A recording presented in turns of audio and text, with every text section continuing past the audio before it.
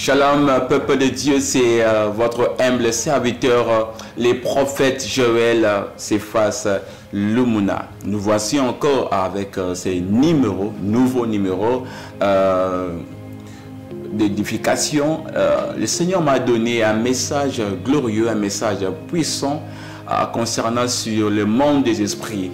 Alors, merci à vous qui m'avait envoyé des messages et de requêtes, de prières.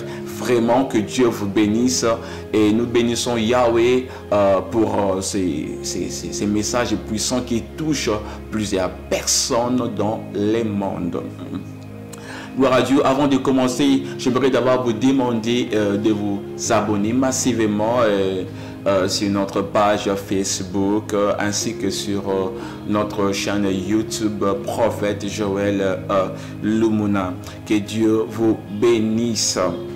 Alors, nous allons commencer cet enseignement qui est intitulé « Vaincre les esprits humains ». Prophète, esprit humain. Oui, les esprits humains. Je bien dis les esprits humains. Vaincre les esprits humains. D'abord, j'aimerais vous dire qu'il y a trois types d'esprits. Nous avons l'esprit humain, nous avons l'esprit sacrifié avant les temps et nous avons aussi le sataniste. Quand je dis humain, dans le dictionnaire, on nous définit l'esprit humain comme ce qui est relatif à l'espèce humaine. Ce qui est relatif à l'espèce humaine. On dit qui est sensible à la pitié, secourable, bienfaisant. Alors, je disais qu'il y a aussi un deuxième type d'esprit humain. Je parlais donc, il y a, quand on parle de l'homme, l'homme est d'abord tripartite. L'homme est esprit, il possède une âme, l'homme habite dans un corps. Il est esprit, il possède une âme, il habite dans un corps. Là, nous sommes tous d'accord. Et un esprit ou un démon, c'est un esprit qui est méchant. Un démon ne possède pas une âme, un démon n'habite pas dans un corps. Mais un démon peut habiter dans un corps qui ne lui appartient pas. Est-ce que nous sommes là? Donnez-moi d'abord un amen. Et il y a aussi des esprits humains. Donc, quelqu'un qui a vécu, et puis, par exemple, Dieu, par rapport à l'espérance de vie, Dieu lui avait prévu 80 années d'existence. Mais l'un, ou un sataniste, lui a sacrifié.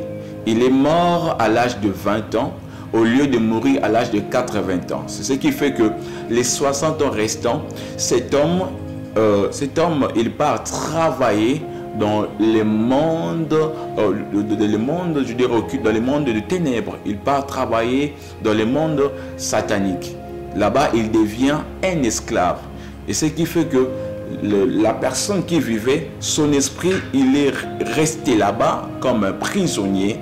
Amen, d'accord. Il est resté comme un prisonnier et le diable commencera à lui utiliser comme un démon, en lui envoyant des missions. C'est comme ça. Il est aussi un esprit, c'est un esprit humain, mais qui devient un démon. Raison pour laquelle il y a d'autres personnes qui me disent, mais prophète, je rêve tout le temps mon frère qui était parti, je rêve tout le temps ma mère qui était morte. Oui, ça peut arriver parce que si la personne est morte avant les temps, donc là-bas il part travailler. Pour les gens qui sont des occultistes, par exemple, des personnes qui ont des magasins, beaucoup de choses comme ça, ils touchent au fétiche, ils leur demandent de faire ceci, de sacrifier plusieurs personnes pour amplifier leur business. Et ce qui fait que quand la personne est sacrifiée, là-bas, il se trouve un esclave. Il travaille dans des champs, dans plusieurs choses, mais c'est un esprit. Mais moi, je ne suis pas là. Je suis pour vous parler des esprits humains, des esprits humains. Quand on parle des esprits humains, je parle de personnes, de satanistes, des personnes qui ont accepté de travailler pour le diable, des personnes qui ont accepté volontairement de travailler pour le diable. Donnez-moi un amen très fort.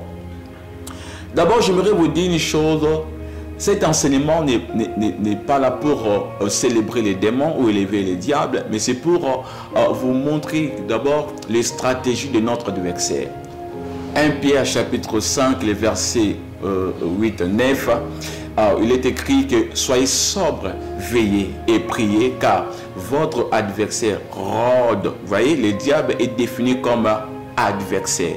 Or, comment est-ce que nous pouvons vaincre l'adversaire si nous ne connaissons pas ses points faibles? Donc, raison pour laquelle, si je viens ici, c'est pour exhiber la faiblesse de notre adversaire afin de le vaincre facilement. Donnez-moi un amen.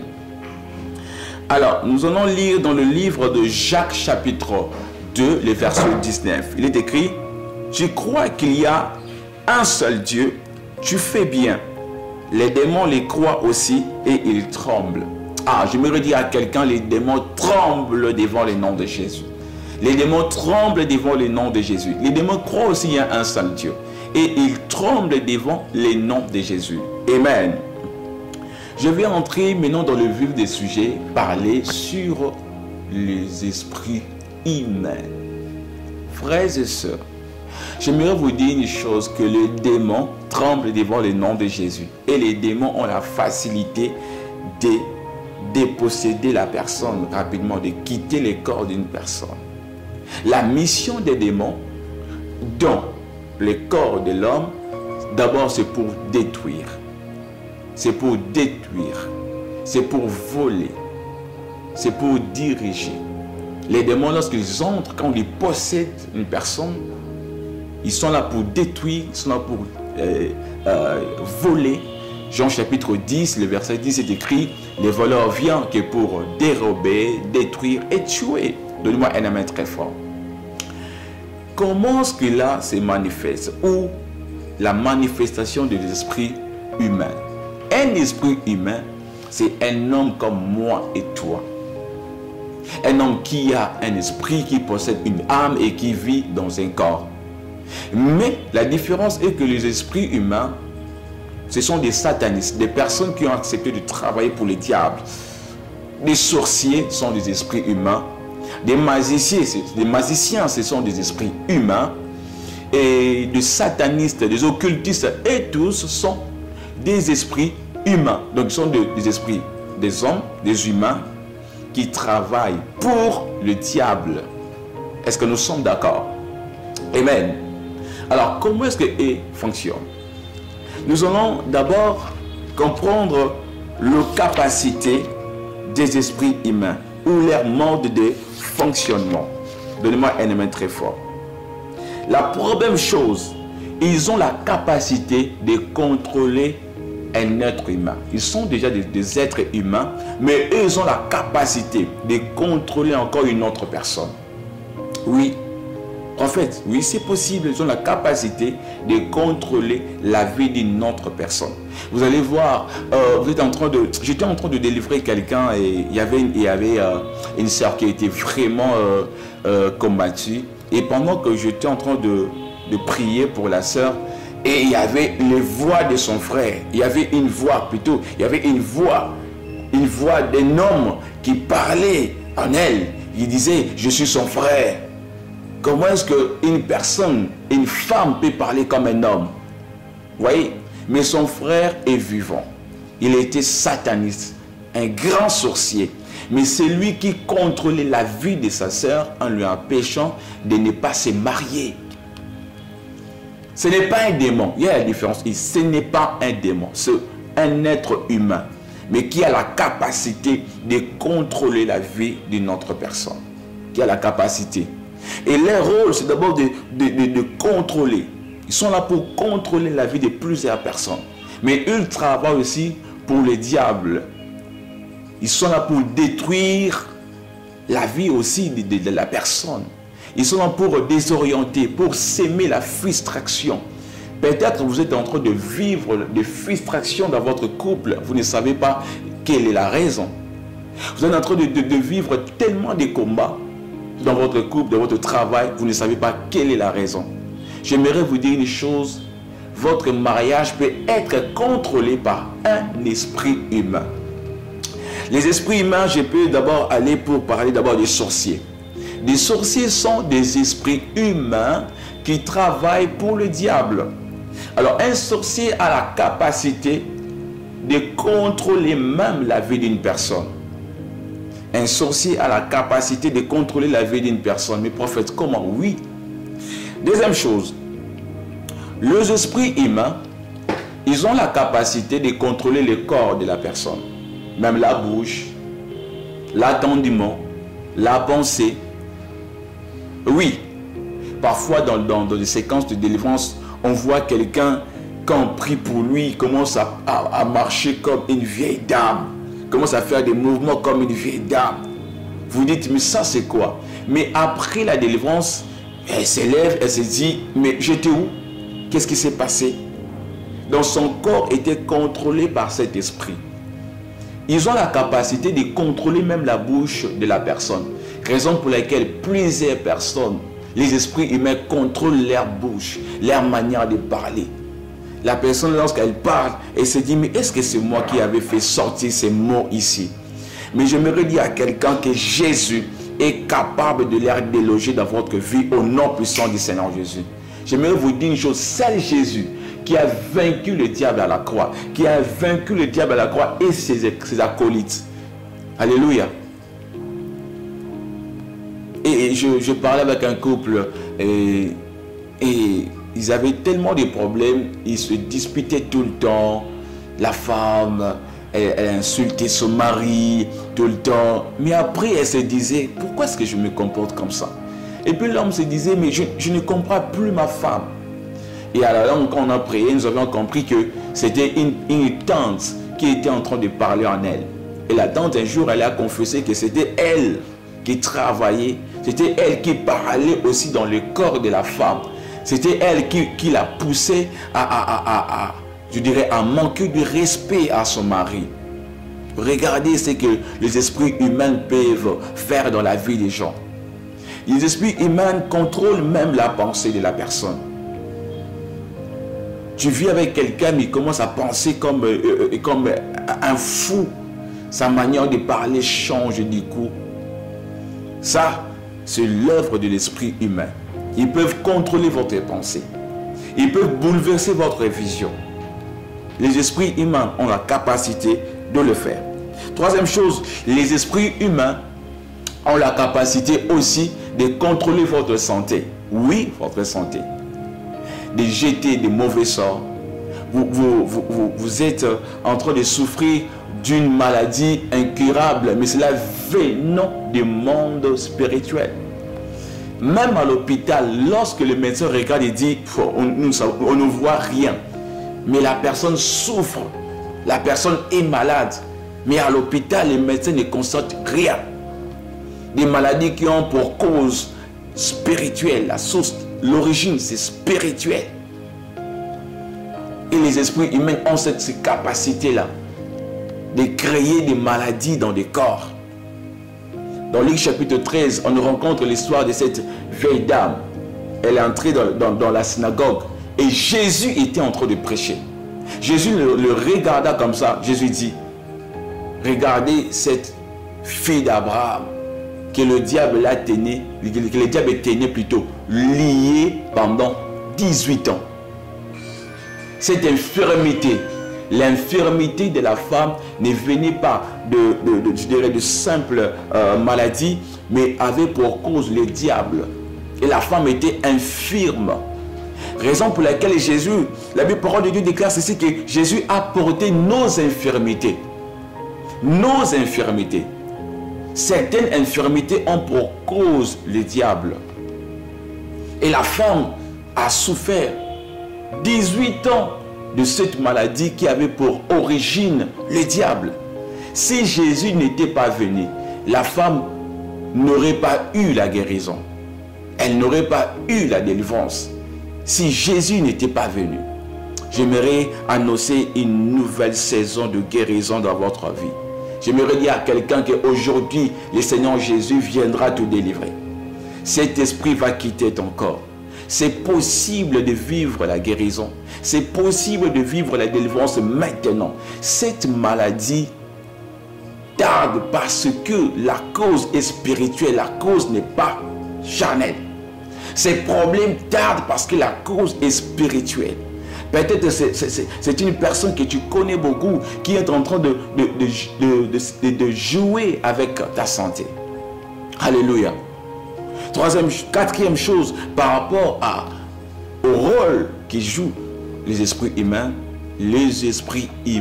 ont la capacité de manipuler même votre vie sexuelle. Prophète, c'est vrai? Oui, c'est vrai. Phénomène femme de nuit ou mari de nuit, cela ne vient pas seulement des démons. Non, non, non. Il y a aussi des personnes comme ça avec des sens humains qui peuvent faire des projections astrales, qui peuvent venir dans votre maison spirituellement et commencer à s'accoupler avec vous. Quelqu'un qui te désire, mais qui n'arrive pas à te rapprocher comme ça.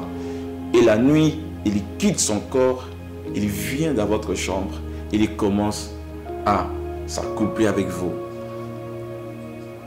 Moi, je l'ai vu. Dans mon ministère, des gens sont venus comme ça avec des cas pareils. Et tu regardes comme ça, c'est son ami. Peut-être que c'est sa grand-mère, son grand-père. Parfois même c'est son père propre. Mais il le fait comment? Spirituellement.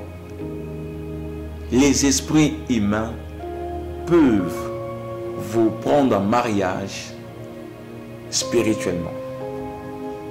Et tu passes des temps terribles. À chaque fois quand tu dors, tu vois que tu couches toujours avec un homme. À chaque fois quand tu dors, tu vois que tu t'accouples toujours avec une femme inconnue. Et les matins, quand tu cherches à prier, il n'y a pas de solution, ma soeur. Faites attention. Ça peut être l'œuvre d'un esprit humain. Les esprits humains contrôlent des vies des gens. Il y a une fille, je vais donner cet exemple encore, ce témoignage. Il y a une fille elle était sorcière. Elle habitait dans la maison de son grand frère. Et son grand frère avait un problème de travail. Et un jour, son grand frère, il avait un rendez-vous crucial, un rendez-vous pour un travail. Et quelqu'un lui a appelé, on se rencontre dans tel endroit pour que tu signes ton dossier. Le dossier du travail, le contrat plutôt. Et les frères, au lieu de partir directement, il a parlé à sa soeur, sa petite soeur. Non, le Seigneur nous a fait grâce et j'ai un rendez-vous d'un nouveau job, d'un nouveau travail. Et le frère est parti. Quand il est parti, automatiquement, comme sa petite soeur était un esprit humain, sa petite soeur travaillait aussi pour les diables. Elle a commencé à contrôler la pensée de son grand frère. Et dans le lieu de rencontre, et la fille a commencé à contrôler la pensée de son grand frère. Jusqu'à tel point que son grand frère a oublié les lieux de rendez-vous. Et cette fille s'est retrouvée même dans la rue. Elle a détruit les côtes de son grand frère. Celui qui voulait l'embaucher a appelé son grand frère, mais tu es où? Et son grand frère n'arrivait même pas à écouter les paroles de cet homme. Parce que la sorcière avait même bouché ses oreilles. La sorcière avait contrôlé même ses écoutes. Alléluia. Vous comprenez. Et finalement, le grand frère est rentré. Il n'a pas rencontré la personne. Il est rentré à la maison déçu, très déçu. Alors qu'il ne savait pas que c'était sa petite sœur qui avait détruit ses rendez-vous. Parce qu'elle a contrôlé. Ah, Jésus. Frères et sœurs, quand vous n'avez pas Jésus, vous serez contrôlés par des démons. Quand vous n'avez pas l'Esprit Saint en vous, vous serez contrôlés par les esprits humains. Je vais finir ici pour vous donner ces témoignages encore. Il y avait une fille qui priait quelque part dans une église quelconque, je ne citerai pas les noms. Et il y avait un frère qui lui faisait la cour tout le temps, lui disant que je t'aime et tout ça. Et la fille n'était pas convaincue de partager sa vie avec la personne. Jusqu'à ce que l'homme est allé voir un féticheur, un esprit humain, pour l'envoûter. Et puis, l'homme a amené, je dirais, la photo de la fille et ainsi que son numéro de téléphone. Le féticheur l'a envoûté et cela a réussi. La fille, là où elle était, elle haïssait l'homme, mais du coup, elle a senti l'amour, cette sensibilité d'aimer l'homme naissait en elle rapidement. Automatiquement, la fille a commencé à appeler l'homme jusqu'à ce qu'elle ait quitté même